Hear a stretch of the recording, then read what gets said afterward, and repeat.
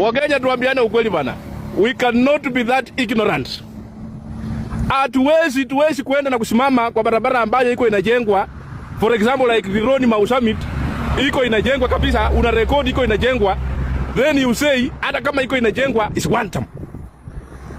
We cannot be that ignorant. You go to a stadium like for example Atalanta Stadium inajengwa, unaturekodia ndio hii kweli ndio hii stadium, lakini ni one time. You cannot admit kwamba kweli tumeona SGR inaongezwa iende mpaka Kisumu, ndio hii SGR kweli ndio hii, lakini ni one time. You cannot be that ignorant to admit kwamba kweli walimu wako wanaandikwa kazi, lakini ni one time. You cannot be that ignorant. You cannot admit kwamba kweli tunaona manyumba zinajengwa left right and center but ni one time. Hata kama wanajenga, uwezi kuja na ujipige kifua useme kweli tumepata pesa hii ya Nyota lakini ni one time. And you cannot be that ignorant. Useme kweli kwetu wakati tulikuwa shangashangu alikuwa mgonjwa ama ndugu yangu alikuwa sijui mgonjwa, tukaenda hospitali Shai kalipa shilingi milioni 1.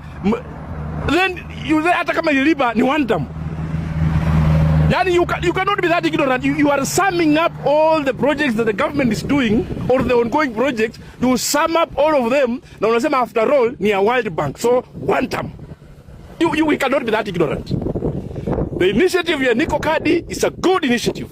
Fantastic. I support. Tushike kura, tuende tuweke sauti yetu kwa ballot. But we cannot be that ignorant. We cannot yani tunafanyia tuka inji yetu content tu sasa. Tunafanyia tu content tu.